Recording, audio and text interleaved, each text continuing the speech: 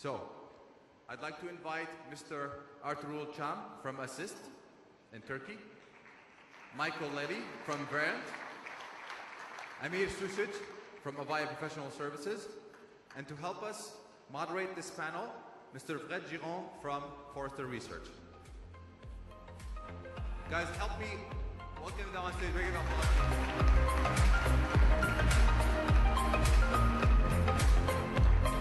Thanks a lot. Thanks a lot, Sunny. Good morning, everyone.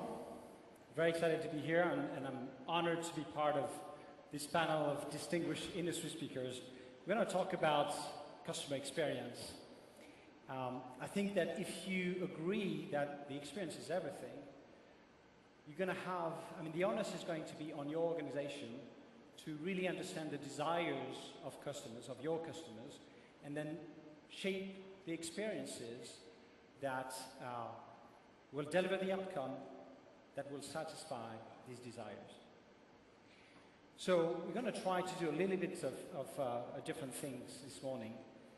Each one of us is going to take a few minutes to present our perspective on the importance of customer experience and talk about customer experience defined by you. Let me move on the slide. And I have to say I'm a little bit jealous about the fact that I don't get to use the entire screen, curved screen, but anyway, I'll try to do my best. So we'll hear from a customer, ASSISTT, we'll hear from a partner, Verint, and from professional services expert with Avaya. And you'll hear also from myself with Forrester. Forrester is a research and advisory firm, and we focus quite a bit on customer experience as well. So I'm going to start by setting the scene a little bit and tell you about two things. One, why it is important, why it is critical for your organization to focus on delivering improved customer experiences. And then I'll also share some insights into the results of the surveys that we have done looking at the expectations of your customers in a customer service scenario, right? So let's dive into this. At Forrester, we think that we are entering a new age. We call it the age of the customer. This idea that your customers are technology empowered. And because they are always connected, technology empowered, they have a lot of information about your product, your services. They can compare product and services, they can buy product and services, they can critique product and services in their moment of need, whenever they feel like it, right? And that gives them a lot of power over the institutions. So what does it mean? What does it mean for your organization, for the institutions? You need to transform your operations. And again, focus on understanding the desires of your customers, shape the experiences that will deliver the outcome that will satisfy these desires. In other words, you need to become customer obsessed. You need to align your business strategy, your business model, your business processes to really do that. Understand the desires, craft the experiences that deliver the outcome that satisfy these desires. And quite frankly, this is the only sustainable business strategy. For instance, you can't rely purely on low cost. And I have an example for that. This is Michiel Lely. He's the CEO of Ryanair. So I think there's many European in this room, and you probably heard about the company. It's a low-cost, one of the first low-cost airlines in Europe. Very famous, very successful. Very famous for their rock-bottom prices and bare-bone services. It didn't stop them to grow their revenues and profit margins for a number of years until 2013, until they faced competition from another low-cost carrier called EasyJet. And EasyJet was able to provide the same low cost, but a much better customer experience, much more flexibility to the customers. And that impacted both the revenue growth and the profit margins of Ryanair. But Michiel Lely is a discerning CEO, so he started to bring changes within the organization, like instructing employees to be nice to customers, I love that one. And after a while, they got back on track. They accelerated the revenue growth, they improved the profit margin. And Mr. O'Leary said something that I also find interesting. If I had known that being nicer to my customers was going to be so good for business, I'd have done it years ago.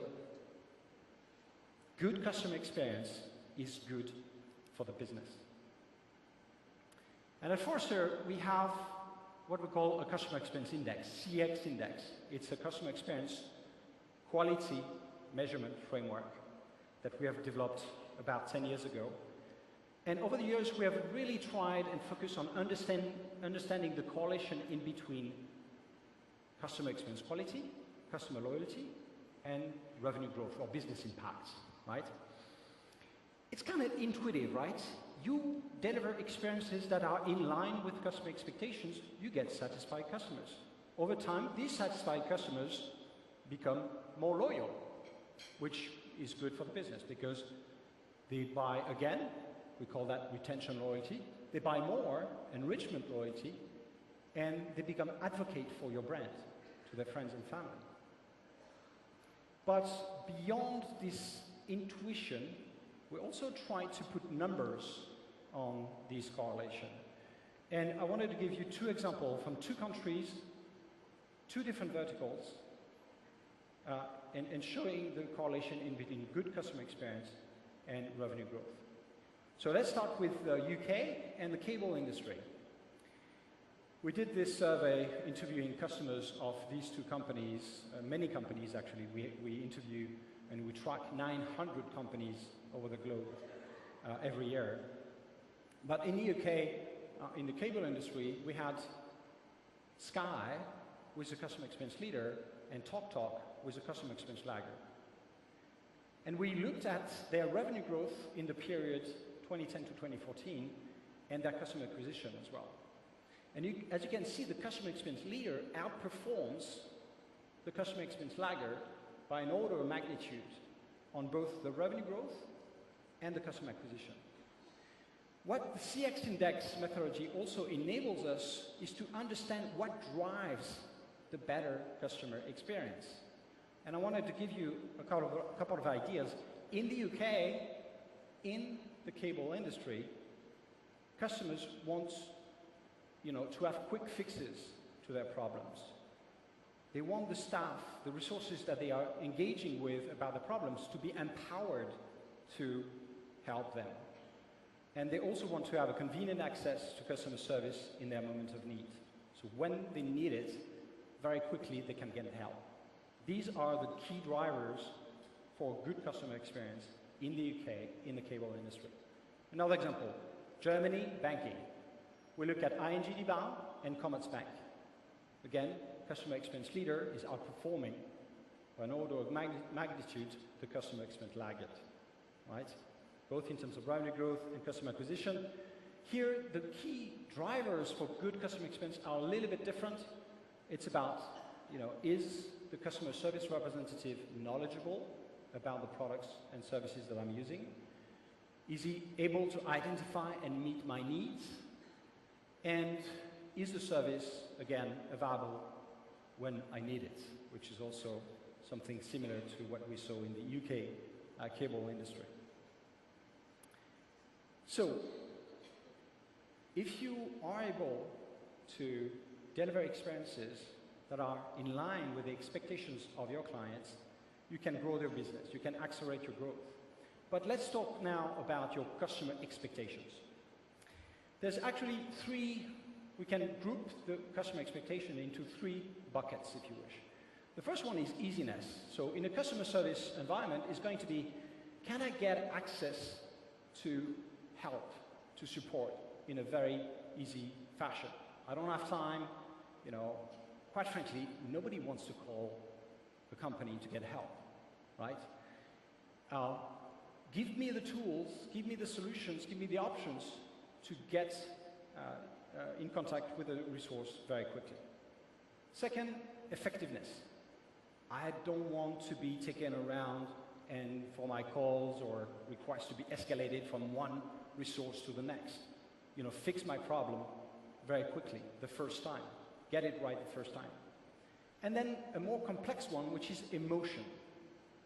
This has to do with the personalization, the contextualization. The companies can actually anticipate my needs. It's much more difficult to do. But these are basically the three types of expectations that you will find in a customer service environment. So let's dive into some more, a little bit more statistics and looking at the easiness of engagement. Our research shows that 53% of customers will abandon online purchases if they can't find a quick answer to their needs. So again, very busy, they don't have time, they want to get access to answers to their questions very quickly. If you don't provide these answers, they will go somewhere else and they will do business with somebody that can actually provide these experience in a more easy and effective way. And for 73%, valuing their time is the most important way to provide good service. So they really feel valued when you, as an organization, is giving them back some time. And when I look at some organizations that have started their customer experience transformation, they tend to focus early on these objectives, reviewing the business processes, reviewing the touch points, and trying to think about ways where they can reduce the complexity, making it more simple, more easy, faster for customers to reach out to them and to achieve whatever job they were trying to do, basically. What are the channels that they're using? We see, and I think we've talked about it before during this conference, we see customers increasingly using self-service options because they want to have this very fast, easy way of getting access to the resources that they need. So 66% use FAQs or help on a company website or mobile app.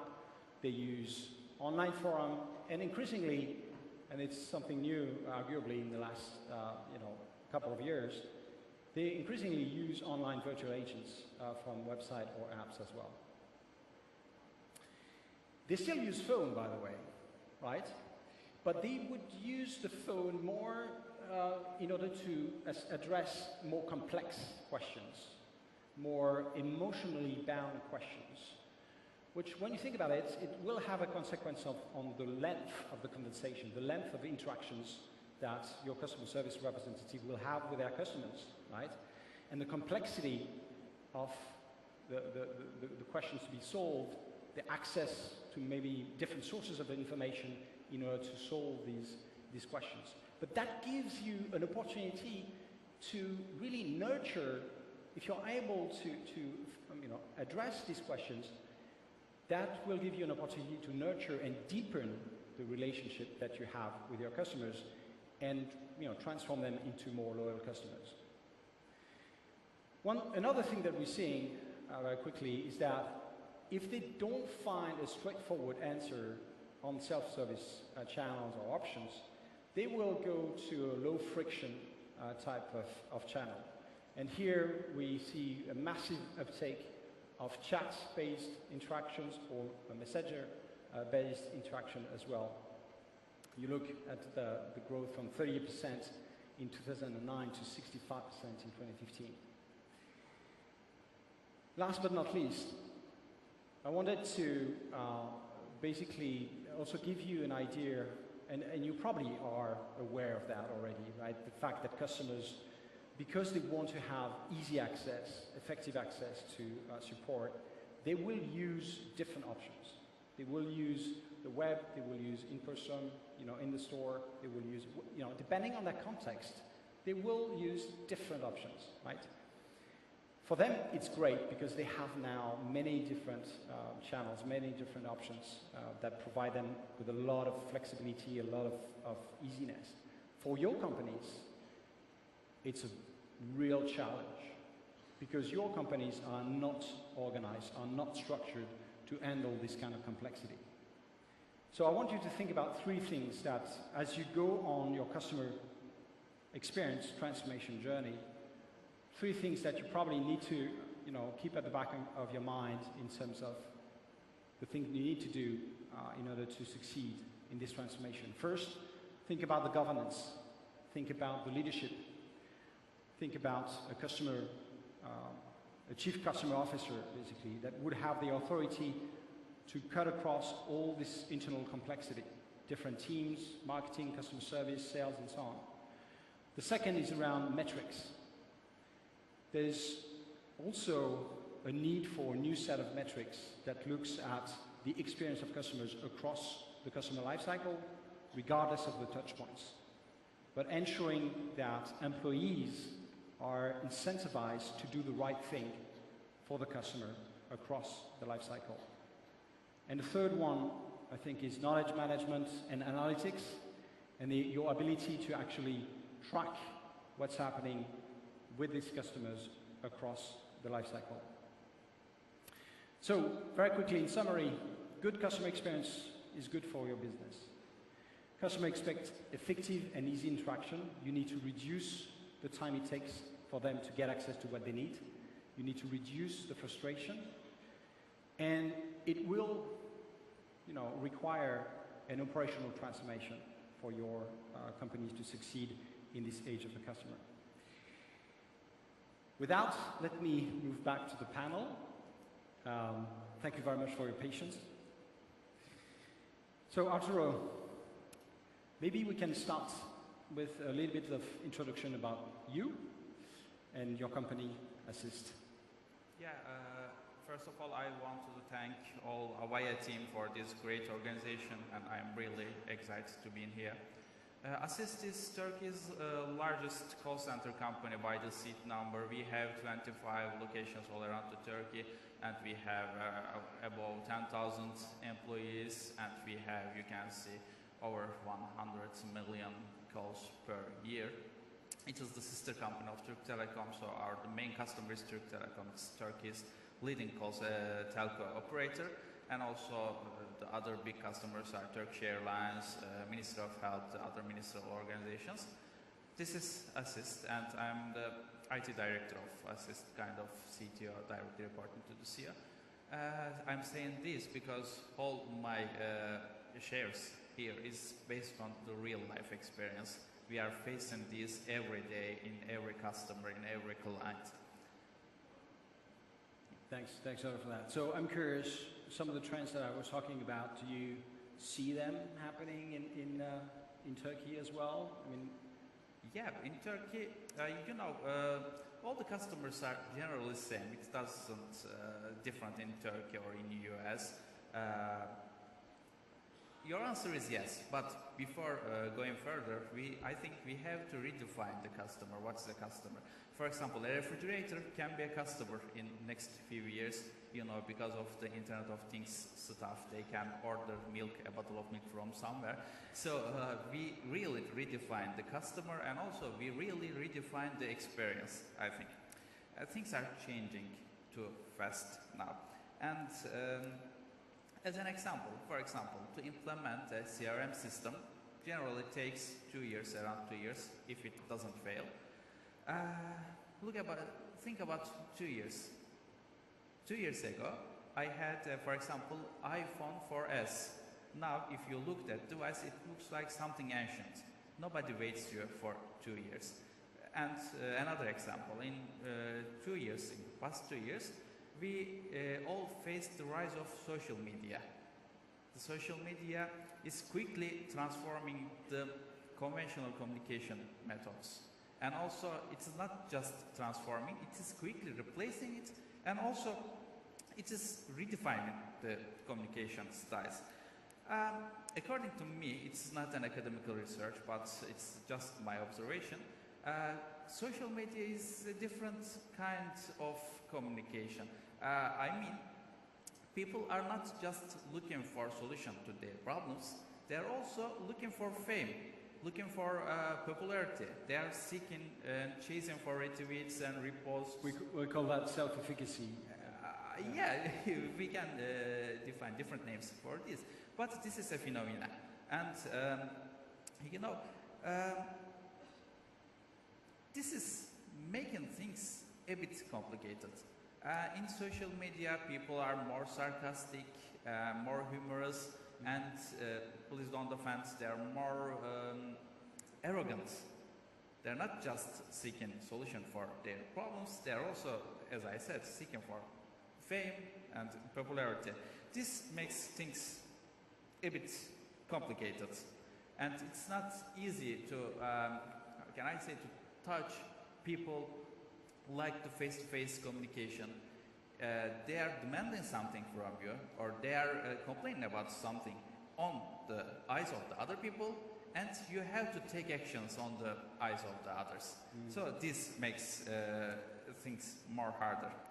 Social media is a great game changer, and we don't have this social media impact 5 years ago. It's not my point, is social media. Social media is just an example. We could have something pretty new in 2 years.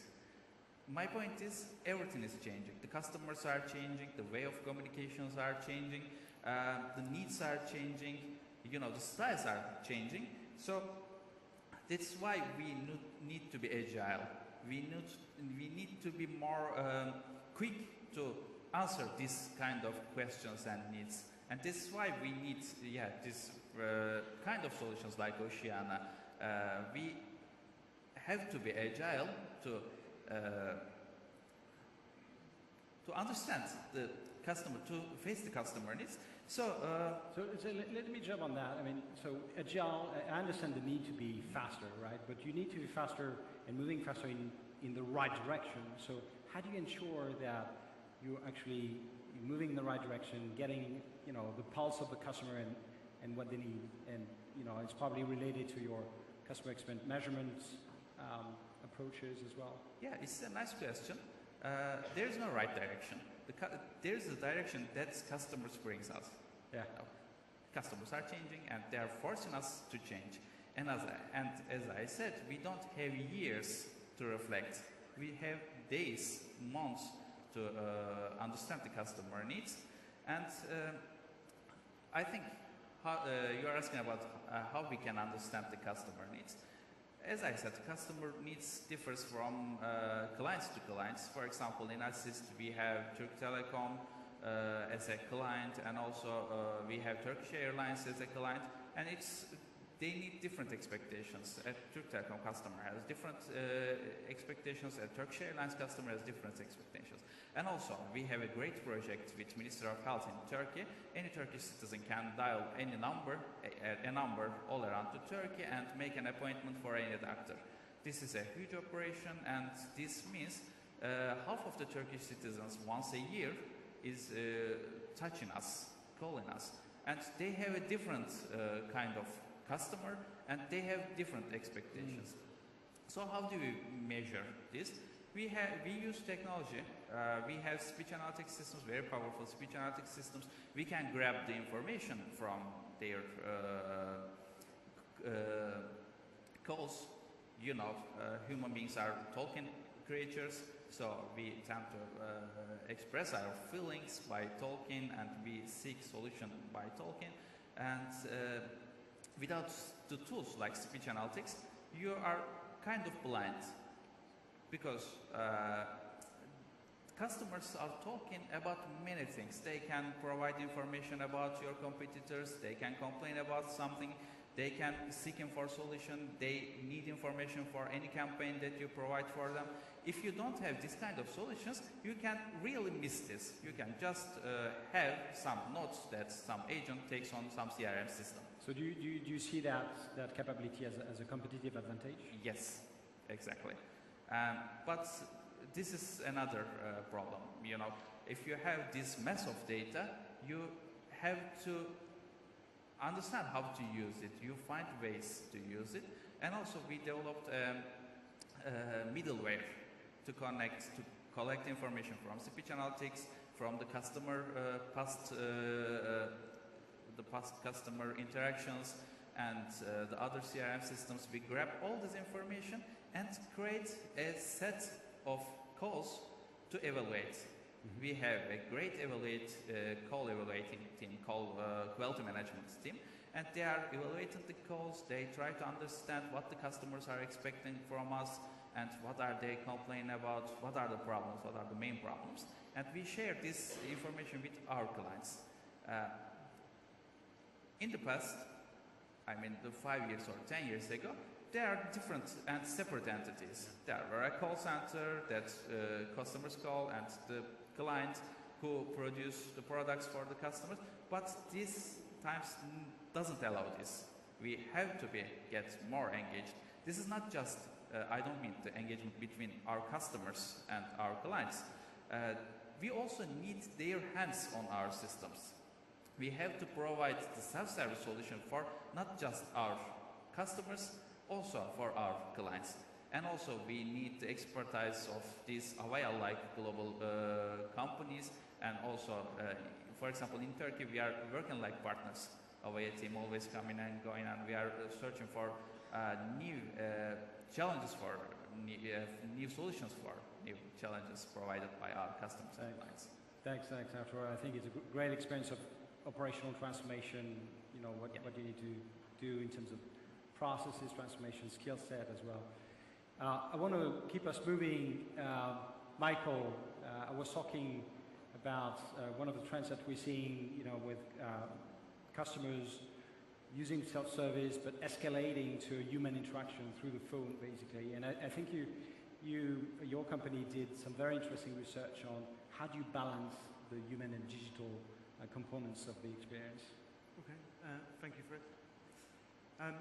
Yeah, so when we look at the rise of digital, the rise of the use of mobile phone, mobile web to interact, for customers to engage you, we see a continuing growth. And referring to the presentation earlier by Ronald, you see, you know, very big numbers, 85% Gartner. I mean, it's only a few years away, but it's not 100%. And the question is, will it ever be 100%?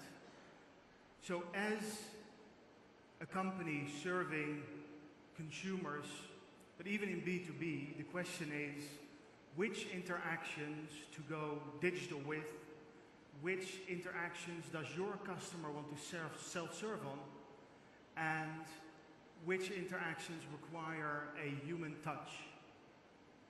So in order to find out where the tipping point is between digital and human interaction, the human touch, Verint did focus the annual survey on finding that tipping point. What does the consumer think?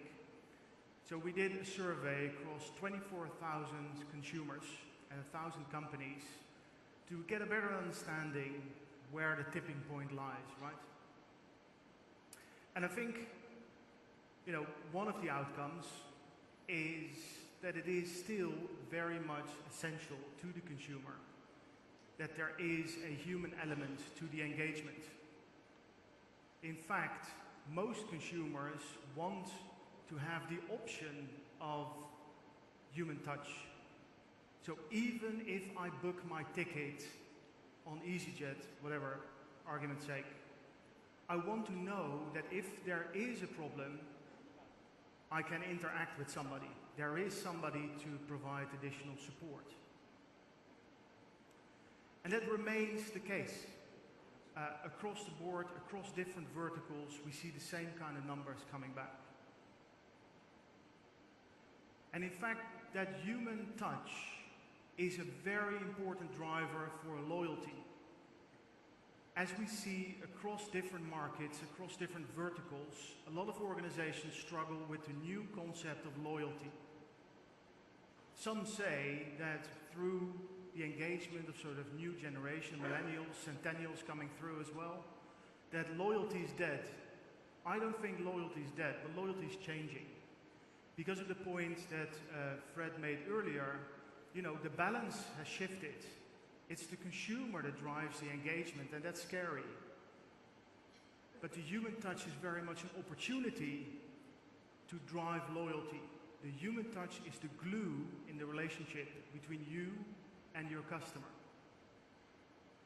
Especially if you look at the kind of feedback that most consumers still think that digital is not providing a complete experience. the experience that they get through digital is not personal, it's not fast enough, it's not intuitive enough. And that's another reason why they still require a human element for a lot of the interaction. I thought, I put this stat up as well because I thought it's interesting to note that there's a very fast shift in how much personalization not only consumers accept, but they like. I mean, last year alone it was 50%, now the survey shows it's 80%. I think that shows that consumers are getting much more comfortable with the data that's available about them and how we use that data to create a more personal experience. Now, the research has a lot more data, and we're happy to share that data. There's a link on the slide. But I think if you take away how you should deal with that as an organization, I think there are 6 points, and let me highlight a couple. So I think a very important one is around listening to your customers. It's the voice of the customer. The technology is there, but too often I see organizations that see the voice of the customer as a nice to have, not a need to have. And I think the point made earlier with ASSISTT, their vision or their use of speech analytics, right? Without that, you're blind. And as you operate across multiple channels, and as you see more consumers channel hop, so there's not one channel they engage you on, right? There's the research they do on one channel, the selection and purchase they may do on another, and support they might seek from another channel entirely. You need to know what's happening across those channels. And when you implement digital, when you transform your business, it's about understanding where you are, what's your baseline when you start, but also as you change your business, as you change the engagement with the customer, that you track how your customer is experiencing that and how your employees are experiencing that. Because the voice of the customer is very much tied to the third point, the voice of the employee, where we see people use feedback, customer feedback, for external engagement to understand, get some feedback from that customer. They don't use those same tools internally. You know, most organizations have an annual survey of employee satisfaction. That's not enough. Business is changing, it's continuous. So as you seek continuous engagement with your customers, so you should seek continuous engagement with your employee. That's essential. Because I think when you look at employee engagement leaders, like John Lewis in the UK, but Google, Southwest Airlines in the US, Virgin in the UK, they have very powerful employee engagement strategies. And it's key, because anybody can copy your technology, anybody can copy your strategy, but it's impossible to copy your culture. And when you look at, like, I love that quote from Richard Branson from Virgin, who says, customers do not come first, employees come first. Because if you have a happy employee, they will take care of your customer. And you see consistently that organizations that have high employee engagement also have high customer experience scores. And so when you look at the customer experience index by Forrester, you see there's a high degree of correlation between the two. So it's key that you tie those together, right? Voice of the customer and employee engagement. Oh. And so, in summary, there's a lot more to this research, right? But in summary, we're very far off from having 100% digital. The problem with 100% digital, or too much focus on digital, is that you lose control over the relationship with your customer, right? You lose, the glue is gone. And when you look, for example, I've found something interesting around bookings.com. I don't know if you know the website and the app, but it's about searching and booking a hotel room, right? Great app. But what they found was that people are actually not loyal to the brand, they love the app. And the problem with that is that if somebody else comes with a better app, they're gone. It's easy to go away, it's easy to churn, it's easy to go to a different supplier. And so find that balance, understand balance between digital and human interaction for your vertical, for your business, but also for the different types of interaction in your business. It's about striking the right balance. Thank you. Thanks a lot, Michiel. I really like the point on first of all, start with your customer and then empower your employees. And we're touching upon the cultural transformation that needs to happen within an organization, which is a fascinating topic. Emir, last but not least, can you help us understand how Avaya is helping your customers reconcile the balance in between digital and human engagement, and also from a customer experience measurement perspective, which is what we talked about with Ertugrul. Sure. Thank you. Well, the first question is, how do we measure customer experience? That's the main question which we see every day. If we hear from the customer point of view, is it what's the most important measurement? Is it a net promoter score? Is it loyalty? Is it automatization? Is it employee satisfaction? In my experience, every customer has defined it differently. Not because the customer or an enterprise wants to define it, but mostly because their customers are different. We have a customer in the banking sector, we have customers in service providers. The expectations are different. So the most important question we see every day is, what is actually a customer experience? Which attributes are the most important attributes in today's business? How our customers behave? So we feel there is a lot of discussions in this field, a lot of research has to be done in order to answer this question. The way how today customers are communicating to enterprise, they're passing the expectations. They're passing also their data, they're passing their experiences. But the customers today, first of all, want to know that enterprise knows them. It's about me. It's not about the segments. It's about them personally. It's about how they feel, when they feel. They would like to have ease of empowerment. And as you said, it's very important that we save their times. We don't molest them with the cold calls and stuff like this. But the second piece is what Michiel was talking about is empowerment or integrate or engagement of your employees. Today, employees very often are just following the process. Just having the discussions is maybe the scripts are 5, 6, 7 years old, which is completely inappropriate for today's generation. For example, my kids use Snapchat, I use WhatsApp, and my daughter calls me old, which I find it very, very strange. But this is what the new generation is about. You need to be able to adapt to the new world. So I saw you have a lot of young people in your organization, and the reason is that you are able to answer to their demands.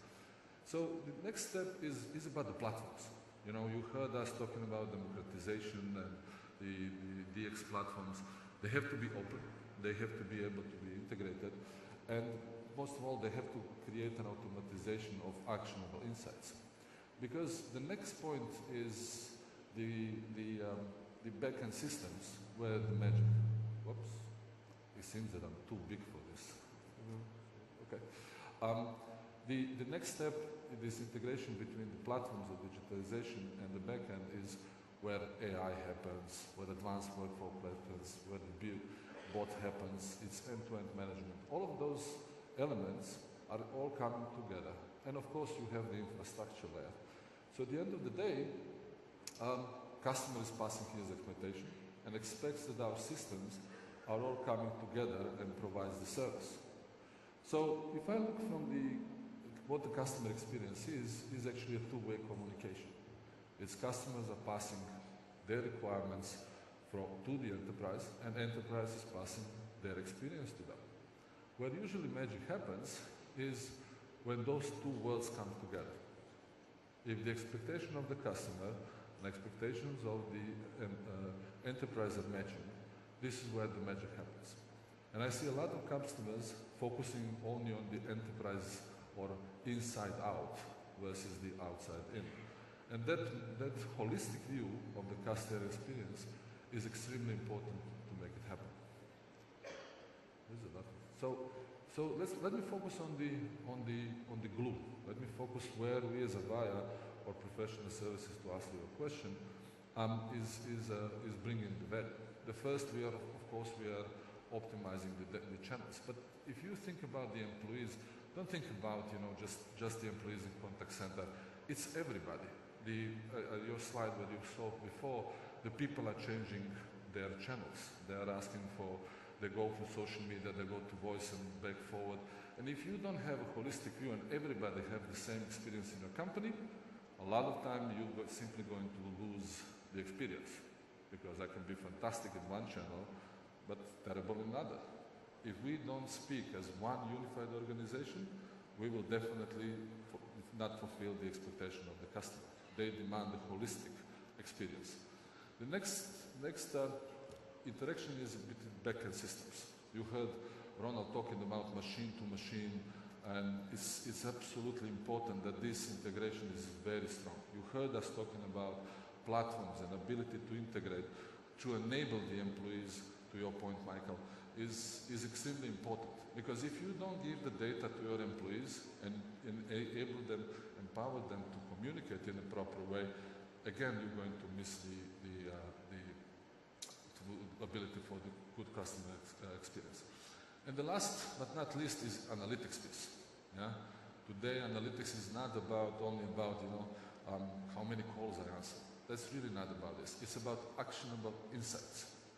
If you have an insight about myself, you need to be able to action it through communication today, because your customers are expecting this today. And that whole flow of analytics and action is bringing the communication together. This is what we see in every day in our engagement with our customers, that this is one tipping point of our strategy. Our platforms are enabling this. So discussions what we usually have is basically redefining the overall, how I put it, we are challenging the tradition. So for example, let me pick one, let me pick segmentation. We have a customer who has 3 segments based on ARPU, and then we have a customer in India who has 9,000 segments. Okay, so which is right? I don't know. And when we ask why you have 9,000 segments, the customer says, oh, this is how many different customers we see. Yeah, so it's defining the business, and a lot of discussions and the discussions we have with customers is redefining the way how we talk. When we heard Nidal talking about the democratization, this is where the first democratization starts. We are talking to everybody rather than first talking about the customer, marketing things, etc. Then about the employee. So for example, let me pick one. Let me pick technology adoption. Okay? So if your people are not adopting your technology, how you expect that they're going to utilize everything what you do? So we will ask the questions. What is wrong with our technology? We're not going to talk about with IT people. We're going to go to the people in the branch, people on the agent, even back office people, and we will try to understand what is their problem in technology usage. If you don't do this regularly, if you don't see their preference of communicating, then you might lose something. The next point on the platforms is, you can pick any of this. But the most important these days from what we see is integration capabilities. Is how are we going to integrate? How are we going to find the most appropriate way to integrate the data and empower our communication in every day? So that discussion has to be very deep. It's not, we can develop everything, but we have to define the outcomes, taking into consideration customers and employees, etc. Then in the back end, where is our data stored? Okay, I see a lot of times talking to my customers that you have 16 different data stores about the data, and everybody said, wow, I know my customer. Yeah? But when holistically you take the customer experience, sometimes doesn't come well across. So that discussion has to happen. Who holds the data, what's important, and what are the attributes which are defining the customer experience. So this is my last slide between your coffee, because the next is a break. But we are very pleased. What we want to accomplish from this, from this basically presentation, we would like to empower you or ask you to define what the customer experience is. Therefore, we are very proud to announce that we would like to create a customer excellence benchmark, where basically we would ask you to register and help us in the discussion, whole world discussion about the attributes of a customer experience. As you can see, you can apply on your mobile, you can apply on an application, you can apply on a website, or you can talk to our consultants outside. For us, we feel that it's very important that all of these discussions should have a community discussions. That's why please register for this event. So let me just quickly elaborate what it's going to be. If you register, we're going to survey you and you're going to be part of the wider discussion about the attributes of customer index. You're going to be surveyed to be able to benchmark you. You're going to get the report about the customer experience index and all the elements around you. And then our consultants are going to see you and explain what are the differences against the others. So if you participate, you will be able to define the customer experience in a holistic view. Is going to be able to compare you between the others, which is a big help, and it is going to enable you to define the future for your customer. So I hope I answered your question. That was perfect. Thank you, Emir. Thanks a lot for that. And since every one of you is technology empowered, you can access this benchmark survey and during the coffee break.